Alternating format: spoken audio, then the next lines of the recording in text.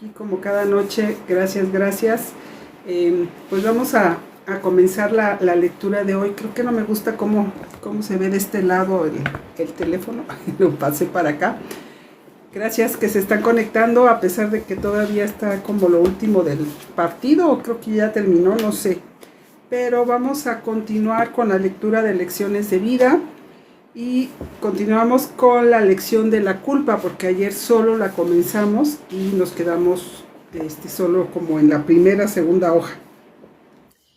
El día de ayer aquí en TikTok no se oía, bueno, sí me dijeron, pero no me di cuenta que me habían mandado mensajito de que no se escuchaba. Entonces voy a estar más al pendiente del chat, porque a veces por estar leyendo y cumplir con los 15 minutos, pues no me doy cuenta que no se escuchaba. Ahorita sí se escucha bien aquí en TikTok, dígame.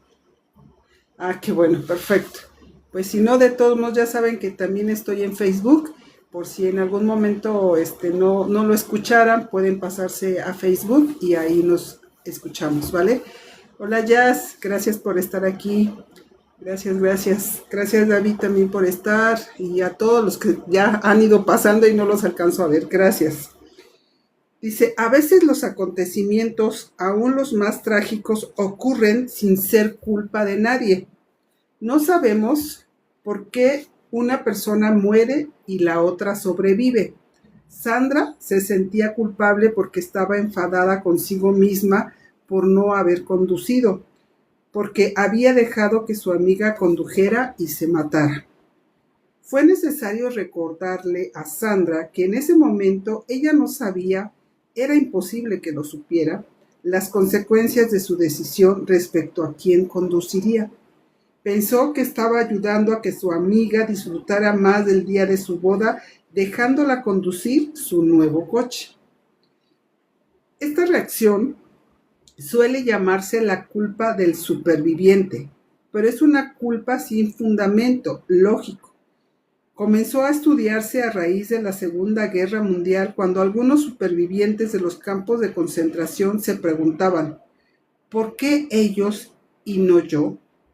El fenómeno de la culpa del superviviente se presenta siempre que alguien sobrevive a una experiencia catastrófica, como el estallido de bombas en la ciudad de Oklahoma, accidentes aéreos o automovilísticos, e incluso el contagio de enfermedades como el SIDA. Puede aparecer también cuando muere un ser querido, aún por causas naturales. Si bien es fácil entender por qué la gente que ha vivido acontecimientos dolorosos o terroríficos se pregunta por qué ellos no murieron, es una pregunta que carece de respuesta. Pues sí. Incluso hoy una especie de arrogancia ignorante en el mismo hecho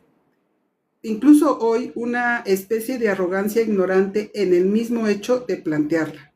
No nos corresponde preguntar por qué alguien muere o por qué alguien vive.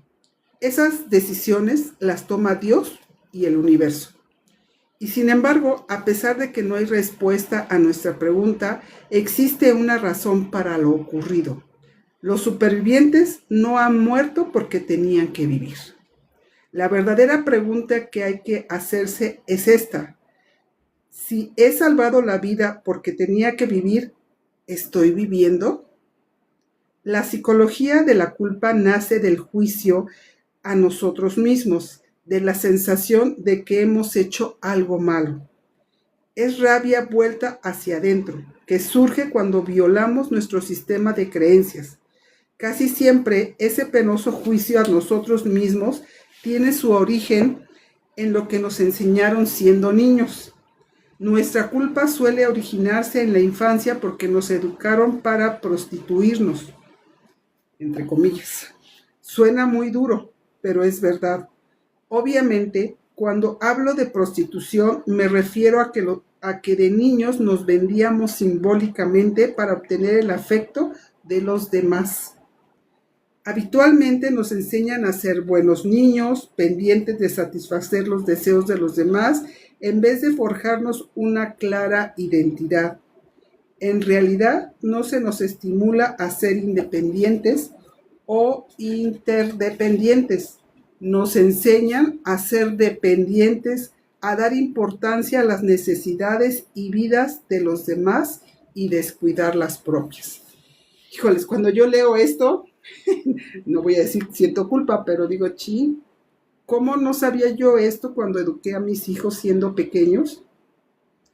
Pues porque uno viene repitiendo un patrón, consciente o inconsciente, de lo que te enseñaron, ¿no? Entonces, uno no se da cuenta del daño que le causa a sus propios hijos, a pesar de que queremos y deseamos que sea lo mejor para nuestros hijos, y los estamos condicionando a ser dependientes, porque pues así también nos enseñaron a nosotros en su momento, y es como solo hasta que empieza uno a leer, a reflexionar, a trabajar con uno mismo, es como se empieza uno a dar cuenta.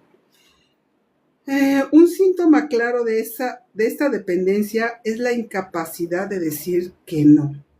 Nos han enseñado a complacer a los demás y a estar de acuerdo con sus peticiones. Y cuando llegamos a decir que no, nos llegan a decir que somos egoístas. ¿Les ha pasado a algunos de ustedes? A mí sí, últimamente. Muchos padres se entristecen cuando sus hijos dicen que no. En realidad es maravilloso cuando los niños aprenden a decir que no en los momentos adecuados. Todos debemos aprenderlo a decir cuanto antes, con firmeza y claramente. El deseo de complacer a los demás es un terreno fértil para la culpa, pero no es el único. A veces nos sentimos culpables, pero no es el único. Lo repetí. A veces nos sentimos culpables cuando tratamos de hacer valer nuestra independencia. Esto puede ser un problema especial para niños que sufren una pérdida cuando aún se están forjando su identidad. Hace falta un padre sagaz para ayudarlos a vencer esta culpa. Yo recuerdo cuando tomé la decisión de independizarme, de casarme con el papá de mis hijos mayores. Mi papá enfermó porque por el shock de que yo estaba tomando decisiones que a él no le gustaban y que no estaba de acuerdo, y estaba tan enojado que se enfermó. Y me empezaron, pues mi familia, mis hermanas, tal vez no directamente o porque ellas eran más chicas que yo, mi mamá, mis hermanas, me estaban haciendo sentir culpable porque me decían que si él se moría iba a ser por mi culpa, ¿no? Entonces, como si uno quiere ser independiente, porque esa era mi idea, independizarme del autoritarismo de mi papá, y entonces tienen actitudes donde quieren seguir controlando a través de la culpa, ¿no? Escribe Elizabeth. Scott, de 9 años, estaba muy enfadado con su madre porque no lo dejaba ir a un campamento. Ella le había advertido claramente que no iría si no terminaba sus deberes, pero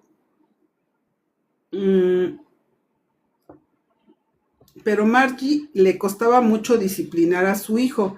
Tenía 40 años y padecía cáncer de cuello uterino que se había extendido al hígado. No quiero que mi hijo sea desdichado a mi lado, me explicó.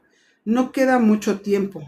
A pesar de que Margie deseaba armonía, la discusión sobre deberes y campamentos se puso al rojo vivo y Scott le dijo con rabia: «Ojalá te mueras».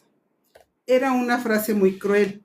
Otro en lugar de Margie habría podido responder: «No te preocupes, pronto se cumplirá tu deseo», pero ella lo miró y dijo con voz suave: «Sé que no ha sido tu intención decir eso. Sé que estás muy enfadado». 10 meses después, cuando ya no podía dejar la cama, me contó: «Quiero dejarle buenos recuerdos a Scott. Sé que mi muerte marcará su infancia si es que no acaba con ella. Eso en sí ya es malo, pero no quiero que se sienta culpable. Así que hablé con él sobre la culpa. Le dije: Scott, ¿recuerdas cuando estaba muy enfadado conmigo y dijiste que ojalá me muriera? Bien, cuando haya pasado mucho tiempo después de haberme ido, recordarás cosas como esa y tal vez te sientas mal, pero quiero que sepas que todos los chicos se enfadan y a veces creen odiar a su mamá. Sé que en realidad tú no me odias. Sé que sientes un profundo dolor dentro de ti. No quiero que te sientas culpable nunca por ese tipo de cosas. Tú has hecho que la experiencia de ser tu madre fuese maravillosa para mí. He merecido la pena vivir mi vida solo por estar contigo. Sí, es cierto. Cuando tenemos un hijo o varios hijos, vale la pena vivir por haber tenido esa experiencia de tener en nuestros brazos a esos pequeños y a los que somos abuelos también. Ver y cargar a esos pequeñitos y verlos crecer. No todos somos tan sabios como lo fue Margie respecto a la culpa y sus orígenes. La mayoría desconocemos la culpa que inculcamos en nuestros hijos y lo que nos inculcaron a nosotros. Llegamos a la edad adulta llenos de culpa y es una culpa poderosa que nos castiga y que casi nunca sirve para nada. Y es esa vocecita que está dentro de nosotros repitiendo las palabras que tal vez nos dijeron de niñas o de niños y que ya no es actual y ya no tendríamos por qué escuchar esa vocecita. Hasta cierto punto necesitamos la culpa. Sin ella, la sociedad sería un caos. No habría semáforos en rojo obligándonos a parar. Conduciríamos como si fuésemos los únicos en la carretera. La culpa es parte de la experiencia humana.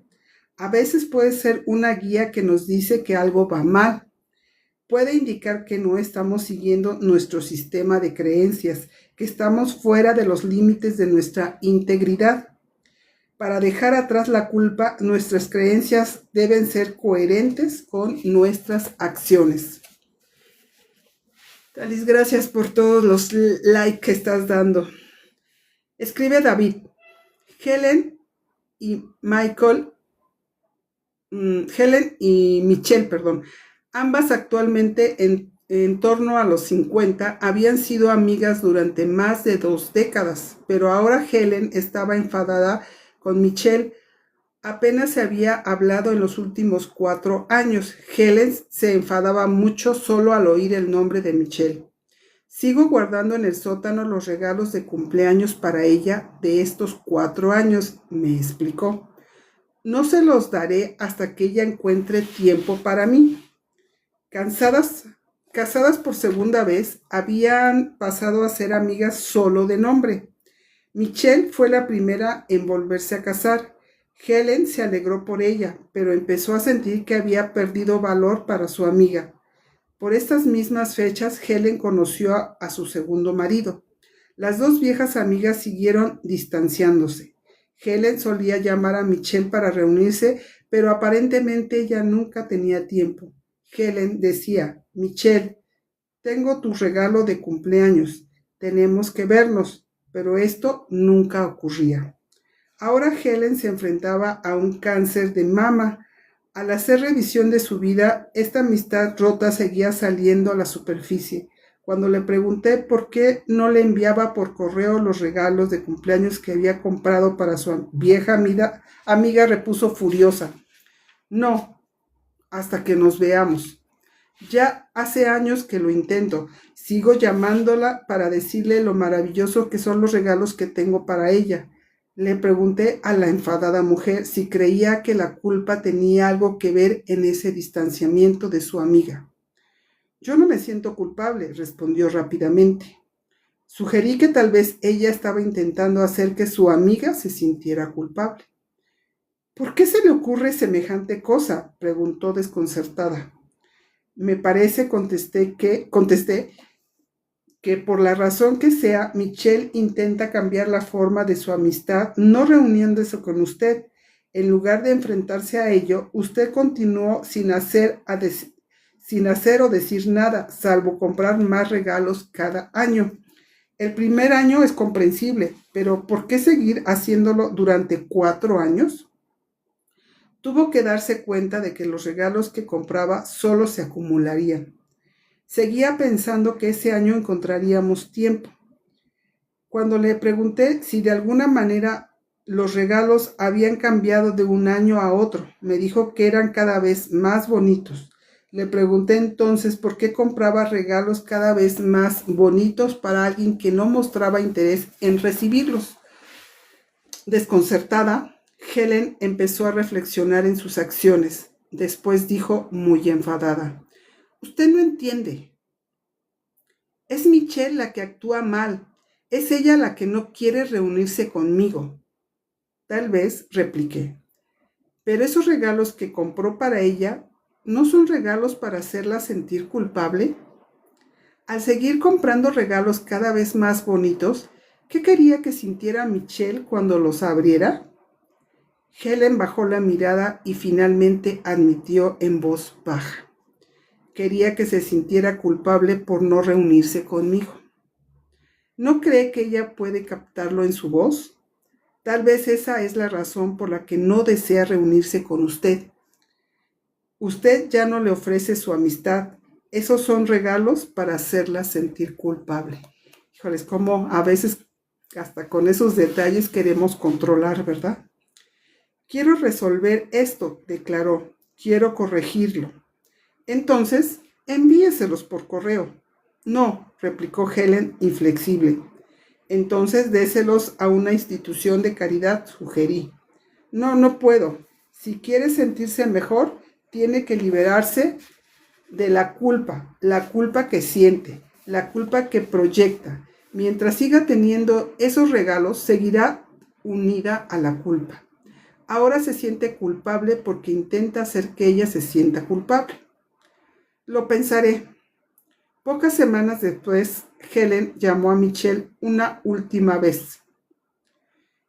En esta ocasión, en vez de decirle «tengo regalos para ti», se disculpó por tenerlos. Michelle le dijo que de verdad se había sentido chantajeada por esos regalos. Actualmente ambas se han vuelto a hablar y trabajan en la reconstrucción de su relación. Han decidido partir de cero y los regalos fueron a parar a la caridad. Fíjense cómo la otra persona lo detectó y la que lo estaba dando no era consciente de cómo estaba haciendo esos o comprando esos regalos, hasta que tuvo como esa reflexión de alguien más, de alguien que era como que estaba afuera. Es cuando se pudo percatar de que realmente estaba tratando de generar culpa en la otra persona, la quería chantajear, por eso no la buscaba y no aceptaba la llamada. Entonces, a veces nuestra interpretación de la realidad no es realmente la realidad. Entonces, esto tenemos que tenerlo presente cuando tengamos una relación con una persona y que estemos interpretando algo. Hay que voltearnos a ver a nosotros. ¿Qué estoy interpretando? Que a lo mejor lo estoy interpretando desde mi perspectiva, desde mi historia, desde mi herida, desde mi dolor. Y entonces reflexionar y tratar de ver otras perspectivas o buscar otras perspectivas de lo que estamos haciendo. Y pues vamos a dejarlo ahí. El día de mañana continuamos. Déjenme ponerle acá donde nos quedamos. Y entonces, pues estamos viéndonos el día de mañana a las 9 de la noche nuevamente. Gracias a todos los que se conectaron a pesar de que estaba terminando el fútbol y que todos estaban eufóricos. Gracias a todos. Bueno, nos vemos el día de mañana. Bye bye. Gracias, Talis, gracias a todos. Gracias Antonio Cabañas. Buenas noches, amiga. Buenas noches, Anita, gracias. Okay, bye. Bye.